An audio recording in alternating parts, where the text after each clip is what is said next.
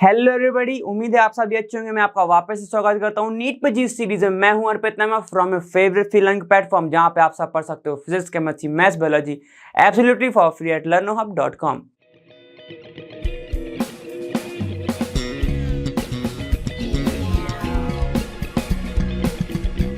तो आज हम यहाँ पर डिस्कस करने वाले हैं नीट का सॉल्यूशन चैप्टर का। यहाँ पे अपन पीवाईक्यूज के बारे में डिस्कशन करने वाले हैं। पहले अपन ने एमपीक्यूज के बारे में ऑलरेडी देख चुका है। ठीक है, तो चलो फिर बिना कुछ देरी के अपने नोट्स के साथ तैयार बैठो और क्वेश्चन नंबर पहले से स्टार्ट करते हैं।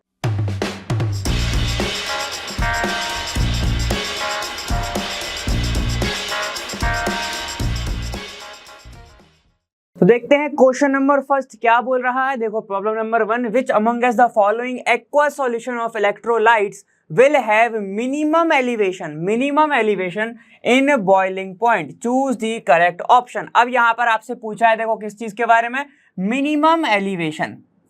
ठीक है, और किसका, बॉइलिंग पॉइंट। मतलब फॉर्मूला अगर लगाना भी है तो कौन सा लगाओगे आप, एक ही तो है आपके पास, डेल्टा टीबी वाला इज इक्वल टू क्या होता है, आई multiplied by KB multiplied by molality. ठीक है, यही सब है। अब यहां पे आपको मोलैलिटी गिवन है। ठीक है, मोलैलिटी गिवन है तो अपन क्या पुट करेंगे। देखो अगर यहां पर देखना ध्यान से, दो तीन चीजें देख लो कि ये तो कांस्टेंट है,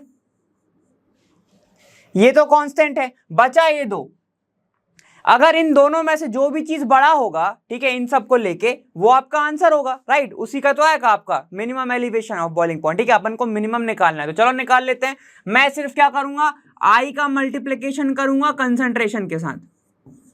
आई का मल्टीप्लिकेशन करूंगा किसके साथ, कंसंट्रेशन के साथ। क्यों, क्योंकि हर एक के लिए ये वाली वैल्यू तो सेम ही होगी, क्योंकि ये तो कांस्टेंट होता है। राइट, ठीक है, और एक्वा सॉल्यूशन पूछा गया तो चलो अपन सॉल्व करते हैं। पहले वाले के लिए देखते हैं। पहला वाला है 0.05, तो यहां पे मैं पुट कर रहा हूं 0.05। ठीक है, और आई की वैल्यू NaCl के लिए क्या आएगी। देखो पहला अगर मैं देखूं NaCl है तो NaCl कैसे टूटता है भाई, Na+ और Cl-, ऐसे ही टूटता है। ठीक है, तो मतलब आई की वैल्यू क्या आएगी आपकी, देखो आई की जो वैल्यू आएगी वो 2 निकल के आएगी। तो मैं यहाँ पे 2 मल्टीप्लाई कर दूं तो कितना आएगा, देखो ये हो जाएगा आपके पास 0 1, तो यहाँ पे भी क्या बचेगा फिर 1, 0.10, यही आएगा, 10 आ गया। चलो अपन देखते हैं अब सेकंड के लिए क्या है, देखो KCl दिखा हुआ है तो डायरेक्ट पुट कर दूं क्या, देखो डेल्टा टीबी, फिर से यही से चलूंगा मैं, आई मल्टीप्लाइड बाय एम।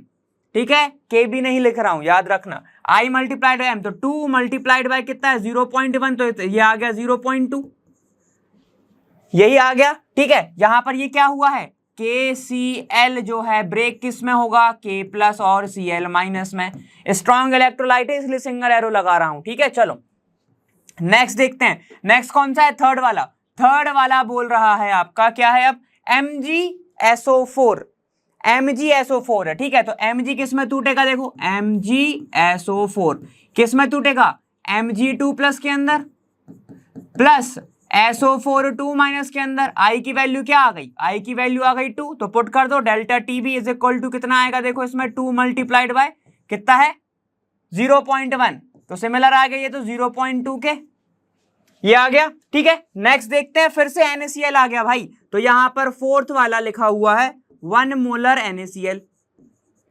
ठीक है, आई की वैल्यू आ गई 2।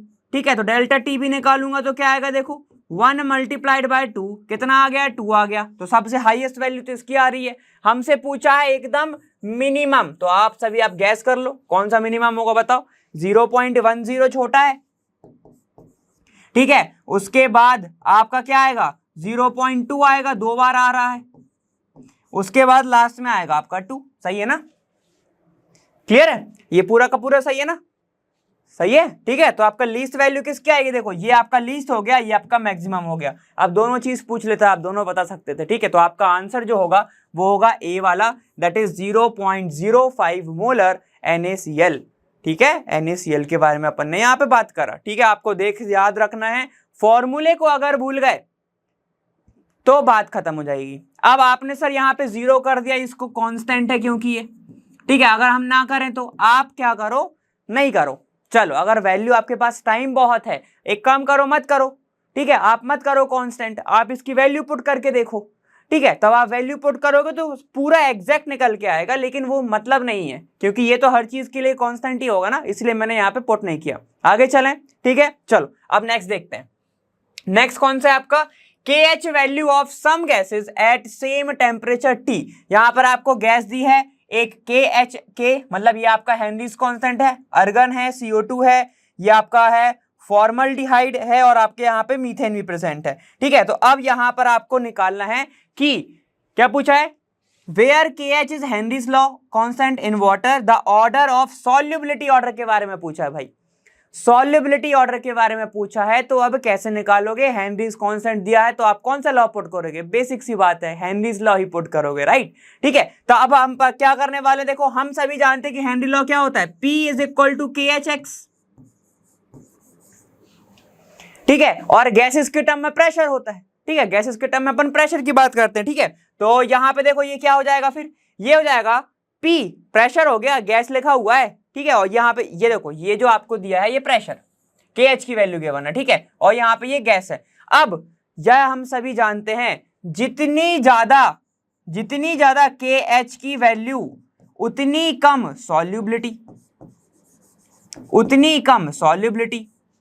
कैसे पता सर, करके देख लो, ध्यान से सुनो। यहां पर अगर मैं ये बोलूं कि ये मेरी सॉल्युबिलिटी के बारे में दर्शाएगा, ठीक है, तो देखो ये क्या आएगा, P/X is equal to KH।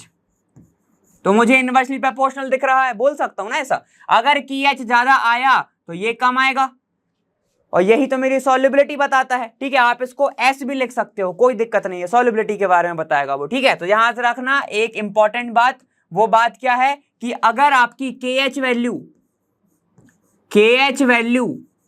High है, ठीक है, या फिर ऐसे लिखना हाई KH वैल्यू, वो क्या होगा, लोअर सॉल्युबिलिटी, सॉल्युबिलिटी क्या होगी, कम होगी। समझ में आ गया। ठीक है, तो अब अपन से पूछा है ऑर्डर, अब देख लो KH वैल्यू 40 है, इधर 40 है। ठीक है, इधर है कितनी 1.67, इधर है कितनी देखो 1.83, जिसके आगे 3 जीरो लगे हुए हैं, मतलब 10⁻⁻5, और यहां पे है 0.413, ये आपकी गिवन है। ठीक है, KH ज्यादा सॉल्युबिलिटी कम, हमको किसके ऑर्डर में बताना है, किसकी सॉल्युबिलिटी कैसी होगी, द ऑर्डर ऑफ सॉल्युबिलिटी। ठीक है, तो AR की तो सबसे कम होगी क्योंकि सबसे हाई वैल्यू है। उसके बाद देख लो किसकी कम होगी, सबसे लास्ट में HCHO आना चाहिए। ठीक है, देख लेते हैं, HCHO अर्गन, तो इन दो, ये तो ऑप्शन नहीं होगा, ये ऑप्शन नहीं होगा, इनमें से ही कुछ हो सकता है। सबसे ज्यादा सॉल्युबिलिटी किसकी है, इसकी होगी, फिर किसकी होगी, फिर इसकी होगी, फिर इसकी होगी, फिर इसकी होगी। ठीक है, देख लेते हैं एक बार, AR सबसे ज्यादा क्योंकि मैक्सिमम है इसका KH वैल्यू। उसके बाद आपका कौन सा आने वाला है, CO2, तो मैं CO2 लिख देता हूं। उसके बाद आपका कौन सा आएगा, ये बड़ा ना, ठीक है, मतलब ये वाला बड़ा, तो कितना जाएगा 0.413, और लास्ट में आएगा आपके पास कितना 1.83 मल्टीप्लाइड बाय 10⁻⁻5। मैंने वैल्यू के बेस पे लिख दिया है, तो आप इसको उसके बेस पे लिख सकते हो। चलो, मैंने वैल्यू के बेस पे लिख दिया, तो देखो फिर आएगा आपके पास HCHO, फिर लास्ट में बच गया मीथेन। ये करेक्ट आना चाहिए, देख लेते हैं ऑप्शन में है क्या, ArCO2CH4 HCHO, ArCO2CH4 HCHO, तो ये वाला ऑप्शन बन रहा है आपका। ArCH4 नहीं, CH4 नहीं आएगा, बाकी का पूरा सही है लेकिन CH4 नहीं आएगा, तो आपका आंसर कौन सा होगा, बी वाला आपका क्या होगा, फाइनल आंसर। इजी है ना, देखो पूरा कॉन्सेप्ट बेस आ रहा है यार, पूरा कॉन्सेप्ट बेस आ रहा है, इतना मुश्किल क्वेश्चन नहीं पूछेगा कि आपसे बने ना, आप अटेम्प्ट तो जरूर कर सकते हो। क्लियर है, चलिए आगे चलते हैं थोड़ा, नेक्स्ट देखते हैं, the correct option for the value of vapour pressure of solution, इतना दिया है। ठीक है, when benzene to octane in molar ratio, इतना। ठीक है, तो ये इसका मोलर रेशियो है। ओके, चलो ये इनका मोलर रेशियो है। At 45 degree Celsius vapour pressure of benzene इतना गिवन है। Okay, and that of octane इतना गिवन है। एज्यूम आइडियल गैस चल रही है, ये हमें एज्यूम करना है। तो चलो फिर से पढ़ लेते हैं एक बार, the correct option for the value of vapour pressure of solution. ये नहीं पकड़ा था हमने, ध्यान से सुनो, किसकी बात कर रहा है, ये पूरे सॉल्यूशन की बात कर रहा है, vapour pressure of solution total. तो मैं इसको बोल सकता हूं टोटल वेपर प्रेशर, इजी हो गया अब बोलना, तो टोटल वेपर प्रेशर बोलेंगे। चलिए, एट 45 डिग्री सेल्सियस, तो इसको जाने दो अभी, विथ बेंजीन एंड ऑक्टेन। ठीक है, तो चलो अब अपन इसको थोड़ा सा ओपन करते हैं, इस क्वेश्चन को क्या क्या बोल रहा है इसको समझते हैं। तो रेड कलर ले लूं, थोड़ा डेंजर दिख रहा है। 45 डिग्री सेल्सियस पर, तो एट 45 डिग्री सेल्सियस, देखो आप अभी सीखने के लिए ऐसे लिखो, वरना मैं आपको बताऊंगा डायरेक्ट कैसे करना है। ठीक है, सिर्फ फॉर्मूला पुट करना और आगे बढ़ना है। चलिए एट 45 डिग्री सेल्सियस यहां पर बोल रहा है मोलर रेशियो गिवन है, तो मोलर रेशियो ऑफ क्या क्या गिवन है, पहले क्या लिखा है बेंजीन, तो NC6H6 लिख दूं, चलेगा। और फिर लगा है ऑक्टेन, ऑक्टेन का फॉर्मूला क्या होता है, एल्केन का फॉर्मूला CnH2n+2, बहुत प्यारा। ऑक्टेन कितना होता है 8, तो यहां पे N8C8H18, क्योंकि 8 दूनी 16 + 2 18। चलिए कितना दिया है 3/2। अब उसने बोला है vapour pressure of proper solution, मतलब टोटल सॉल्यूशन। ठीक है, तो यहां पे मैं लिखूंगा PT, या फिर सॉल्यूशन लिखना है तो आप बोल सकते हो P solution is equal to P।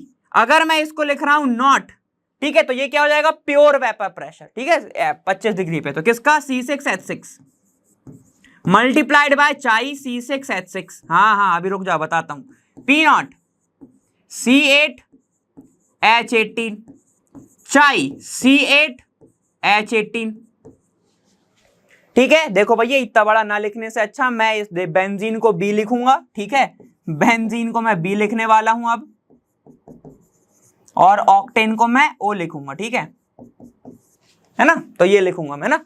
अब आप बिल्कुल दिमाग में आया होगा जैसे ही मैंने फॉर्मूला पुट किया कि सर चाई तो है ही नहीं, बिल्कुल सही सोच रहे हो, गलत बिल्कुल नहीं सोच रहे हो, चाई तो है ही नहीं, तो सर कैसे निकालें, मैं निकाल के दिखाता हूं। यहां पर अपन को एक चीज गिवन है मेरे प्यारे बच्चों, क्या गिवन है देखो, अगर मैं लिख रहा हूं चाई बेंजीन के लिए तो क्या होगा वो, देखो sir NB divided by NB plus NO, NO is what octane. Okay ठीक है, तो ये होता है सर फॉर्मूला, लेकिन मोल गिवन है क्या, अरे अभी तो दिया, देखो यहां पे क्या है मोलर रेशियो ऑफ 3/2। पहला 3 कौन सा है, 3 बेंजीन है, तो लिख दूं 3/2 + 3 5। सर कैसे आया, अरे इसका 2 और इसका 2 और इसका 3, सॉरी इसका 3 और इसका 2, तो कितना आ गया 3/5 आ गया। चलो अपन इसको पुट कर देते हैं चाई B। सिमिलरली निकालेंगे चाई O, दैट विल बी क्या आएगा देखो 2/5, डायरेक्ट पुट कर दिया, 2 उसका था और 5 टोटल आएगा। ठीक है, अब क्या करना है, सिर्फ इसमें पुट करना है, अब तो कुछ नहीं बचा। चलो सॉल्व करेंगे इसको यहां पर। अब मैंने आपको बताया कि डायरेक्ट कैसे करोगे, डायरेक्ट इस फॉर्मूले के बारे में सोचोगे, अगर आपकी बहुत ज्यादा प्रैक्टिस हो गई है तो इसके बारे में सोचोगे और सीधा पुट कर दोगे। ठीक है, तो चलिए मैं इसको सॉल्व कर रहा हूं, तो क्या आएगा देखो PT इज इक्वल टू, देखो क्या देखने को मिलेगा आपको, यहां पर मैं लिख दूं ऐसा 280, यहां पे 280 280 मल्टीप्लाइड बाय 3/5 प्लस यहां पे क्या है 420 मल्टीप्लाइड बाय कितना आया था हमारा 2/5, यही था, कोई दिक्कत यहां पे नहीं होनी चाहिए यार मेरे ख्याल से। तो चलो अब इसको तो सॉल्व कर ही सकते हैं, तो चलिए आइए मैथ्स वाले हैं अपन। ठीक है, तो इसको सॉल्व करते हैं, तो ये कितना आएगा देखो, ये 5 टाइम्स बचा 3, तो ये हो गया 56। सही है, ये हो गया 5 टाइम्स बचा 3, तो हो गया 56, बढ़िया है। अब इसको सॉल्व करेंगे तो कितना आएगा देखो, इसको मैं बोलूंगा 8 टाइम्स और बचा फिर 2, तो ये 4 टाइम्स 84। ठीक है, तो 56 multiplied by 3 plus 84 multiplied by 2, कितना आ गया, ये 8 आ गया, ये हो गया 16, और ये कितना हो गया, ये भी हो गया 8, ये 15 और ये 16, तो डबल कर दो इसका डबल कर दोगे, अगर 170 को प्लस करोगे तो 340 आएगा, 340 आएगा, उसमें से 4 घटा दो तो आपका आएगा 336, तो यहां पे आ जाएगा 336। भैया अपने आप में भी एक बार कर लेना, ठीक है, इसको कैलकुलेट mmHg, ऐसा दिख रहा है क्या, सही है ना, हाँ ठीक है। ए का 350 है, नहीं 350 तो नहीं आया, अब सही है कि नहीं है देख लेते हैं अभी ऑप्शंस, ये तो नहीं है, 160 भी नहीं आया, 168 का डबल आया, मतलब ये देखो ये गिवन है 336 mmHg, 336 mmHg आपका डी क्या होगा, प्रॉपर आंसर होगा। सही था ना, क्या करना था, सोचना था, कैसे सोचना था, मैं सोचवाता हूं। देखो यहां पे वेपर प्रेशर ऑफ सॉल्यूशन, तो दिमाग में एक ही फॉर्मूला आना चाहिए, सिर्फ एक ही फॉर्मूला। ठीक है, वहां पे मत चले जाना, आपका एलिवेशन एंड बॉइलिंग पॉइंट वाला जो आपका आता है ना, वो एक आता है वेपर प्रेशर वाला, उस पे मत जाना। ठीक है, चलो अब क्या है, एट इतना डिग्री, टेम्परेचर को छोड़ो अभी, मोलर दे दिया भाई, मोलर का रेशियो दे दिया तो मोल का रेशियो लिख लिया। चलिए अब उसने कहां पे सबसे बड़ी हिंट दे दी, यहां पे कि एट इतना पे बेंजीन का प्योर वाला 280 है और ऑक्टेन का प्योर वाला 420 है, ठीक है, 420 mmHg है। तब क्या करेंगे, तब अपन ऐसे सॉल्व करेंगे और आगे बढ़ेंगे। क्या दिक्कत है भाई, है ना, बढ़िया है ना, चल सकते हैं ना आगे, बढ़िया है ना, चलो आगे चलते हैं, ठीक है, चलो आ जाओ। अब है यहां पर fourth question, the freezing point depression constant, यहां पर ये दिया हुआ है, ठीक है, मेरे ख्याल से ये KF होना चाहिए था, लेकिन आगे चलते हैं। Of benzene 5.12 kg mole inverse, okay, the freezing point depression for solution of molality इतना गिवन है, ठीक है, containing an electrolytic solution in benzene is rounded off up to 2 decimal। अच्छा समझ में आया, नहीं आया, फिर से सब पढ़ेंगे।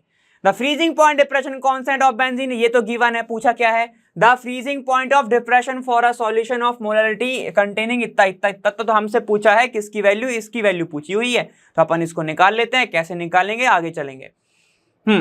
फ्रीजिंग पॉइंट के लिए पूछा है दोस्तों, तो फ्रीजिंग पॉइंट के लिए मैं लिखूंगा delta TF is equal to क्या होता है, I multiplied by KF multiplied by molality, मेरे ख्याल से तो यही होता है। अब उसने एक चीज और लिख दी है, एक चीज और लिख दी है कि वो क्या है, non electrolyte solution.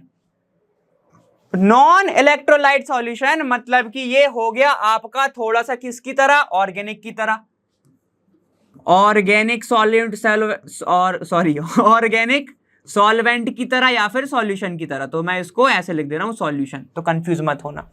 For example जैसे कि अगर मैं बोलूं, मैं ले रहा हूं आपका यूरिया, मैं ले रहा हूं यहां पे ग्लूकोज, सेम ही होगा ना ये तो, ठीक है, तो ये इन सब की वैल्यू I को लेके क्या होती है, 1 होती है, सही बोल रहा हूं। चलिए 1 आगे कैलकुलेट करते हैं, तो delta TF is equal to क्या आएगा, देखो KF की वैल्यू गिवन है क्या मुझे, the freezing point of depression constant बिल्कुल 5.12 गिवन है, तो 5.12 पुट कर देता हूं मल्टीप्लाइड बाय, अब मेरे पास क्या मोलैलिटी गिवन है, ये लिखी इतनी और बच्चे से, तो 0.078 पुट कर देता हूं। कोई दिक्कत है क्या, नहीं होनी चाहिए, ठीक है। अब इन बेंजीन राउंडेड ऑफ क्या बचा है यार, सिर्फ डेल्टा TF तो निकालना है, ठीक है, तो डेल्टा TF इसको मैं ऐसा लिख दूं क्या, देखो 512 divide by 100 multiplied by 78 divide by 10 to the power 3, ठीक है, तो ये कितना हो जाएगा, देखो delta TF 512 multiplied by 78 multiplied by 10 to the power 5। अब ऐसे में तो आंसर आएगा नहीं अपना, ठीक है, इसको थोड़ा और सॉल्व कर लेते हैं भाई। तो इसको जब मैं और अच्छे से सॉल्व करूंगा तो delta TF is equal to आएगा 0, ये नेगेटिव में है वैल्यू, है ना, हाँ ये नेगेटिव में आएगा, ऊपर चला गया ना वो, ठीक है, तो ये कितना आएगा 0.39 समथिंग आएगा, 399 के समथिंग आएगा, तो मैं इसको लिख सकता हूं TF इज इक्वल टू 0.4, है क्या, ठीक है। आप भी इसको एक बार कैलकुलेट कर लेना ना अच्छे से, तो है क्या 0.4, 0.80 नहीं है, ये लिखा है 0.4 लिखा हुआ है, 6020 ये सब नहीं आएगा, आपका आंसर कितना निकल के आएगा, इतना निकल के आएगा। आप चाहो तो इसको पूरा कैलकुलेट कर लेना, ठीक है, बहुत लंबी वैल्यू आएगी, ये मगर 39 के करीबन आएगा ये वाला वैल्यू, ठीक है, क्योंकि 512 इंटू 70 80 है लगभग, ठीक है, तो वो उसके ही करीबन आएगा,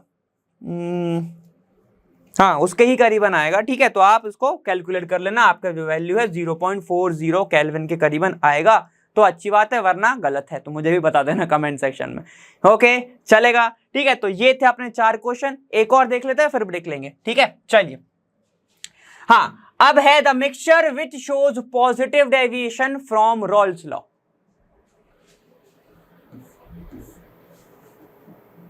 पॉजिटिव डेविएशन क्या होता है, positive deviation, Raoult's law, Raoult's law किसके लिए होता है, बिल्कुल सही सोच रहे हो, आइडियल सॉल्यूशन के लिए होता है मेरे बच्चों, ठीक है मेरे दोस्तों मेरे मित्रों। और आइडियल सॉल्यूशन क्या होता है, इसमें सर ये होता है कि जो भी रिएक्टेंट रिएक्ट कर रहे हैं उनका इंटरेक्शन इक्वल होना चाहिए जो प्रोडक्ट बन रहा है। मैंने ऐसे लिखा है लेकिन आपके बुक में ऐसा नहीं लिखा होगा, मैं जानता हूं, ठीक है, मैं बस आपको बता रहा था। आइडियल सॉल्यूशन क्या होता है, जो कि सारे के सारे रॉल्स लॉ फॉलो करता है, बिल्कुल बढ़िया रॉल्स लॉ फॉलो करेगा।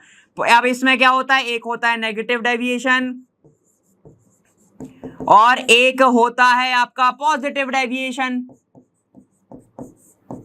बस इतना याद रखो, ज्यादा अंदर नहीं घुसेंगे। उम्मीद कर रहा हूं आपने भी पढ़ा होगा कि वेपर किस में ज्यादा बनती है, इसमें वेपर ज्यादा नहीं बनती है, इसमें वेपर ज्यादा बनती है एक्सपेक्टेड से।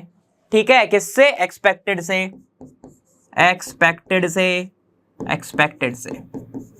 ठीक है, ये बात को ध्यान रखिएगा। चलिए अब समझते हैं। बेंजीन, टोलुइन, नहीं भैया, सिमिलर टाइप के हैं, सिमिलर टाइप के हैं तो वेपर कैसी बनेगी? कम बनेगी। क्या शो करेगा? नेगेटिव। बढ़िया। Acetone, chloroform, again again again again, acetone और क्लोरोफॉर्म सिमिलर टाइप के हैं, क्या बनेगा? नेगेटिव, कम बनेगा। Chloro ethane and bromo ethane बिल्कुल सिमिलर दिख रहे हैं, नहीं बनेगा। Ethanol and acetone, ethanol and acetone, तो यहां पर चीजें थोड़ी अलग होती हैं, समझिएगा जरा। एथेनॉल जो होता है, एथेनॉल के अंदर होते हैं कौन से बॉन्ड? हम सभी जानते हैं हाइड्रोजन बॉन्ड, हाइड्रोजन बॉन्डिंग होती है और हाइड्रोजन बॉन्डिंग के कारण इसका इंटरेक्शन काफी स्ट्रांग होता है। सर अगर इंटरेक्शन स्ट्रांग है तो पॉजिटिव डेविएशन कैसे शो करेगा? नेगेटिव करेगा। अरे पूरी बातें सुनो। अब यहां पर कौन आ रहा है आपके साथ? यहां पर आ रहे हैं हमारे प्यारे दोस्त एसीटोन। तो एसीटोन आके इस बॉन्डिंग को थोड़ा सा हिला डुला देता है, बॉन्डिंग को कम कर देता है, जिसके कारण इनके आपस का इंटरेक्शन क्या हो जाता है? इनके आपस का जो इंटरेक्शन है वो पड़ जाता है वीक। और अगर इंटरेक्शन पड़ गया वीक, बॉन्डिंग तोड़ना हो गया आसान, बॉन्डिंग का ब्रेकडाउन क्या हो गया? इजी हो गया। और अगर इजी हो गया तब आपने अगर थोड़ी सी चिंगारी दे दी तो यहां पर क्या होगा? यहां पर आपके पास बहुत ज्यादा वेपर देखने को मिलेगी, तो शो क्या करेगा? पॉजिटिव डेविएशन शो करेगा। समझ आ गया अच्छे से? बस इतना याद रखेंगे तो आंसर क्या होगा आपका? आंसर बिल्कुल आंख बंद करके लगाएंगे, एथेनॉल। ओके, ठीक है। चलिए इतना लिखिए, फिर अपन और आगे चलते हैं। चलिए आगे चलते हैं, 6th क्वेश्चन के बारे में देखते हैं क्या बोल रहा है। At 100 degree Celsius the vapour pressure of solution, अच्छा 6.5 गिवन है, ऑफ सॉल्यूट इतना है, ठीक है। If Kb is the boiling point of solution will be, vapour pressure given है, बॉइलिंग पॉइंट सॉल्यूशन का पूछा है, सॉल्यूशन का पूछा है। तो अगर मैं एलिवेशन एंड बॉइलिंग पॉइंट से भी सोचूं, और कोई तो चारा है नहीं, क्या से सोचोगे फिर? अगर मैं उससे भी सोचूं तो देखो क्या आएगा। अगर मैं ऐसे निकालूं, फॉर्मूला पुट करूं, delta TB is equal to I multiplied by KB multiplied by molality, यही पुट करना पड़ेगा, राइट? ठीक है। अब उसके लिए मुझे क्या करना पड़ेगा, थोड़ा अपन यहां से लिखते हैं, ठीक है। Delta TB is equal to क्या आएगा आपके पास? I multiplied by KB multiplied by molality, है ना, यही आएगा। अब केबी वाला क्यों पुट करा? केबी का प्रेजेंट था ना, इसीलिए अपन ने यहां से चलने अपन, ठीक है। चलो अब यहां पर पूछा है आपको बॉइलिंग पॉइंट ऑफ सॉल्यूशन के बारे में पूछा है, ठीक है। तो आपके हम सभी जानते हैं ये तो डिफरेंस देगा, ये तो डिफरेंस देगा। असली फॉर्मूला क्या होता है देखो, टीबी माइनस प्योर सॉल्वेंट का टीबी, ठीक है, जो कि अपन को 100 दिया है, बिल्कुल सही है, 100 ही होता ज्यादातर तो, ठीक है। अपन को ये गिवन है। अब इज इक्वल टू, मगर मेरे पास इसकी वैल्यू है ही नहीं, ठीक है, ऐसा है ना, ये डेल्टा टीबी का मतलब ये होता है ना, और डेल्टा टीबी है क्या? डेल्टा टीबी तो ये है। अब मेरे पास इसकी वैल्यू नहीं है तो मैं 100 से कैसे निकालूं? तो मुझे क्या निकालना पड़ेगा? पहले ये निकालना पड़ेगा। समझ पा रहे हो क्या बोल रहा हूं? फिर से सुन लो, डेल्टा टीबी असल में ये होता है, ठीक है। अब मुझे इस फॉर्मूले से चलना है, मुझको निकालनी है टीबी की वैल्यू। देखो जैसा कि इसमें पूछ रहा है, क्या निकालना है? देखो बॉइलिंग पॉइंट ऑफ सॉल्यूशन, तो ये पूरे बॉइलिंग पॉइंट ऑफ सॉल्यूशन है, ये तो डिफरेंस है ना, और ये है आपका प्योर सॉल्वेंट का बॉइलिंग पॉइंट, है ना, समझ में आ गया? अब ये वैल्यू नहीं है, ये वैल्यू है, ये वैल्यू नहीं है, तो कैसे निकलेगा? ये तो निकालना है मुझे, ठीक है। तो मुझे उसके पहले इसकी वैल्यू निकालना पड़ेगा, इसकी वैल्यू मुझे पता है, तो मैं यहाँ पे पुट करूंगा, आंसर आ जाएगा। समझ में आ गया? चलो अब सॉल्व करके देखते हैं।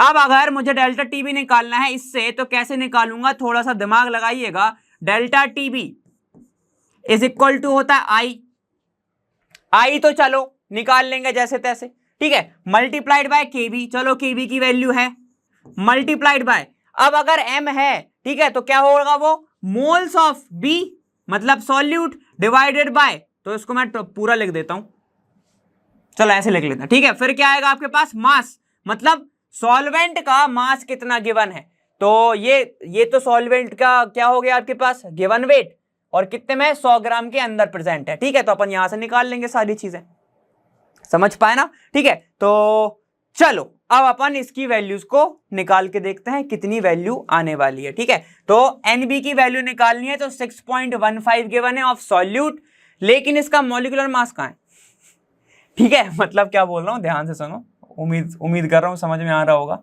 तो ध्यान से देखिएगा। यहां पर गिवन है आपके पास 6.5 ग्राम तो गिवन है, गिवन वेट, मॉलिक्यूलर मास कहां है, नहीं है भैया, मॉलिक्यूलर मास ही नहीं है, तो एक्सपोर्ट कर दे रहा हूं, मल्टीप्लाइड बाय, अब मैं सॉल्वेंट का वेट तो जैसे तैसे निकाल ही लूंगा, राइट, ठीक है। तो उसको कैसे निकालूंगा, देखो 100 ग्राम में ही प्रेजेंट है, 100 में ही प्रेजेंट है, तो ये तो 100 हो जाएगा, कोई दिक्कत नहीं, मल्टीप्लाइड बाय 1000 कर दूंगा, तो यही तो नहीं है मेरे पास, एनबी तो नहीं है। अब एनबी कैसे निकालोगे, ठीक है, तो चलो निकाल के देखते हैं, कुछ तो करते हैं। प्रेशर गिवन है, ठीक है, यहां पर ये भी एमएमएचजी में एमएम दिख रहा है मुझे, ठीक है। तो मैं कौन सा फॉर्मूला पुट कर सकता हूं, यहां पर ध्यान से देखना, ये इंपॉर्टेंट है आपके लिए। मैं पुट करूंगा प्रेशर माइनस प्योर वाला डिवाइडेड बाय पी, ये वाला फॉर्मूला सबको याद है क्या, तो N2/N1 होता था। सर P माइनस पी तो 0 हो गया, अरे भाई ऐसा थोड़ी है, मैं बोल रहा हूं ये PS है, ठीक है, ये PA हो जाएगा, समझ पा रहे हो कि नहीं समझ पा रहे हो, ठीक है। तो क्या पुट करूंगा मैं, ध्यान से देखो, तो ये हो जाएगा आपके पास P0 minus P divide bye P0, ये प्योर हो गया ना, ये वाला प्योर हो गया ना, ठीक है। तो ये वाला प्योर हो गया जब, और ये वाला P गिवन है आपको। चलिए तो अब अपन निकाल के देखते हैं, तो कितना आएगा, देखो यहां पे प्योर वाले का प्रेशर कितना होता है 760, तो मैं रिपोर्ट करूंगा 760 minus 732 divided by 760 is equal two moles, इसके मोल्स निकाल के देखते हैं कितना आता है। देखो तो यहां पर मैं अगर वैल्यू को पुट करूंगा, ये कितना था 6.5, तो 6.5 divide by m multiplied by weight क्या है इसका 100 डिवाइड बाय 18 क्या है, वाटर का मॉलिक्यूलर मास, ठीक है। बस अब सारी वैल्यूज तो गिवन है, तो यहां पे अगर 30 और 30 कितने होते हैं, 30 और 30 होते हैं 60, तो उसमें से 2 घटा दूंगा तो 728 के करीबन दिख रहा है मुझे ये, divide by 760 is equal to 6.5 divide by m, उल्टा जाएगा तो ये हो जाएगा 18 डिवाइड बाय 100, सही है,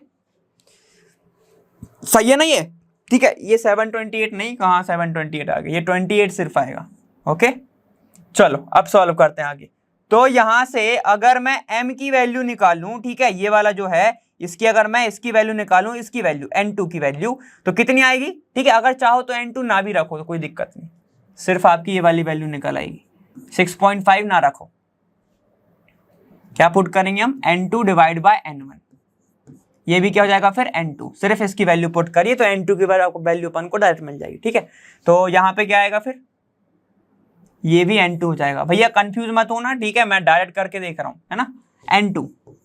तो देखो N2 क्या हो जाएगा, N2 is equal to 28 multiplied by 100 divided by, ये कितना हो जाएगा फिर 28 divide by into 100 divide by 760 into 80, सही है, ठीक है, समझ में आ गया, ठीक है। तो इसको अगर मैं कैलकुलेट करूंगा तो 0 से मेरा 0 गया, और अगर करूंगा तो N2 इज इक्वल टू, ये लगभग 2 या 3 टाइम्स दिख रहा है, 728 26 76, ओके, ठीक है। तो ये आएगा आपके पास 24, ये हो जाएगा 9 टाइम्स, और फिर अपन यहाँ पे इसको कैलकुलेट कर सकते हैं। तो N2 की जो वैल्यू आएगी वो लगभग 0.20 मोल के करीब आएगी, 0.20 मोल के करीब आएगी, ठीक है। तो मेरे पास N2 आ चुका है, N2 आ चुका है, तो अब मुझे ये वैल्यू पुट करने की जरूरत नहीं है, मैं डायरेक्ट N2 पुट करूंगा, तो ये कितना आएगा 0.20 mm,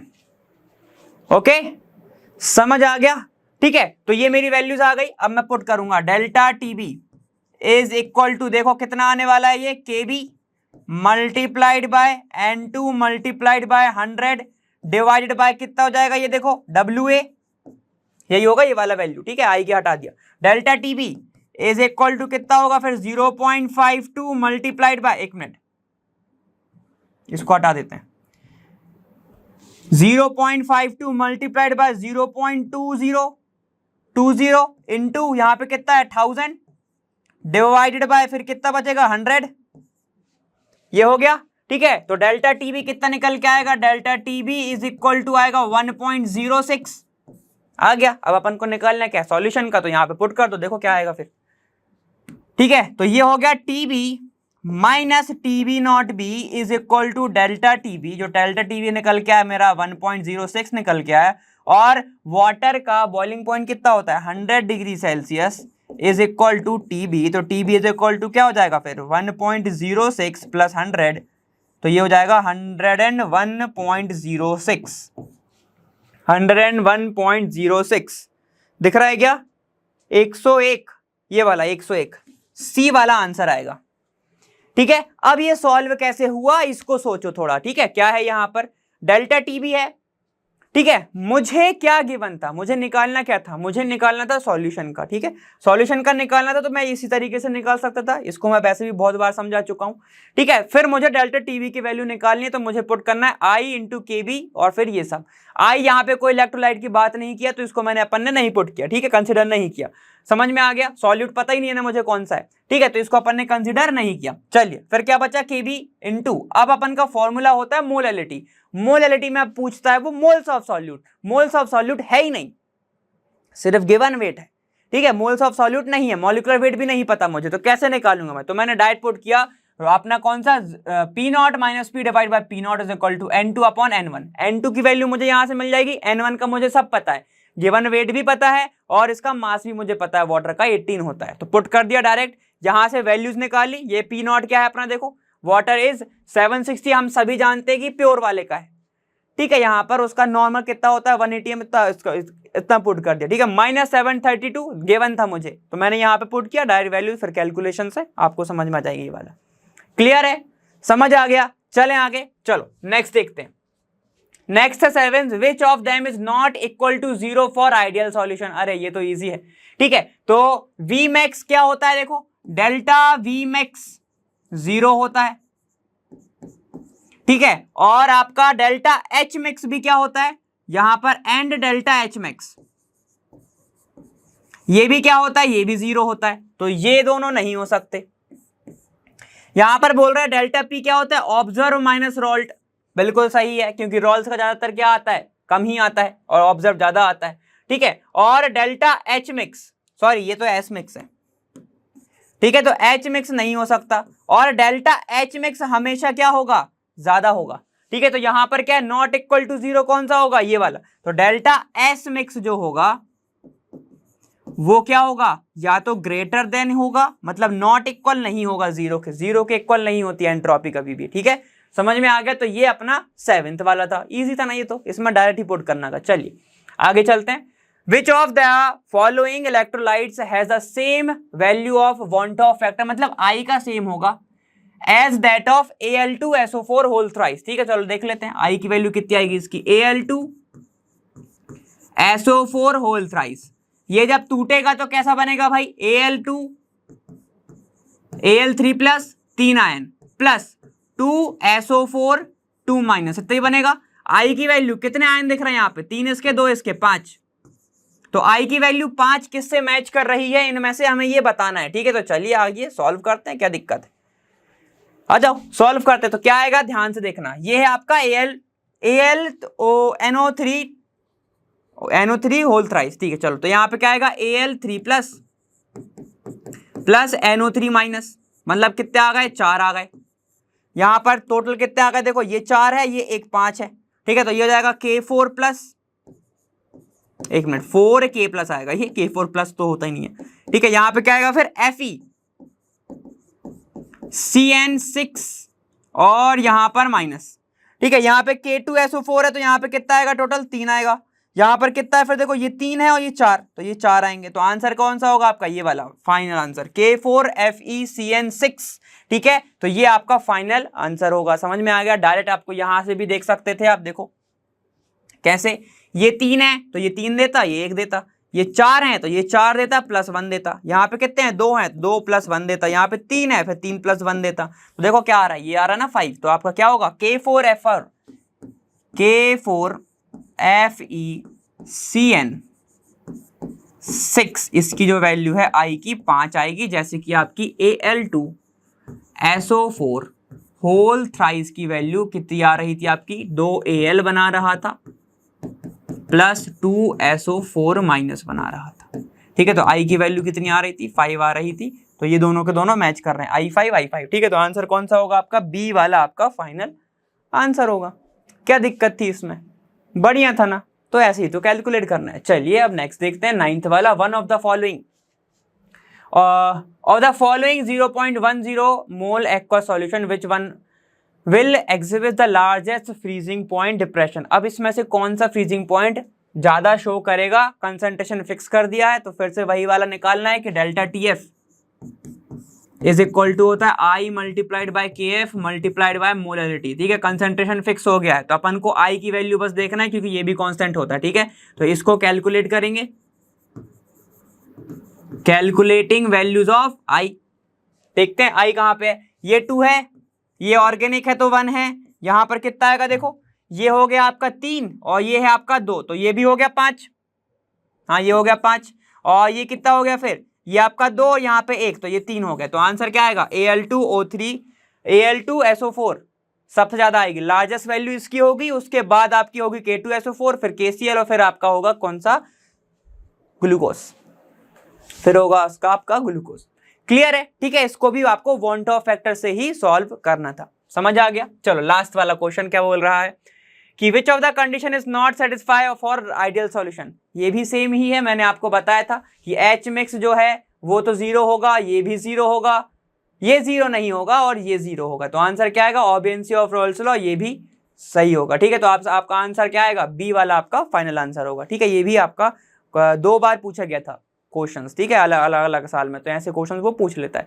चलिए, तो ये थे आपके सॉल्यूशन चैप्टर के पूरे PYQs, पूरे तो नहीं मतलब कुछ PYQ जिसको अपन ने सॉल्व किया और देखे कि कॉन्सेप्ट कैसे पूछते हैं, क्वेश्चंस कैसे आते हैं, न्यूमेरिकल कैसे पुट होते हैं, दिमाग कैसे लगाते हैं। तो इन सब के बारे में अपन ने यहाँ पे डिस्कस किया। अब मैं मिलूंगा आपसे आने वाले वीडियो में, और मैं मिलूंगा वहाँ लर्न फ्री ऐप पर बेस्ट जहाँ। Thank you so much, bye bye, ख्याल रखिएगा।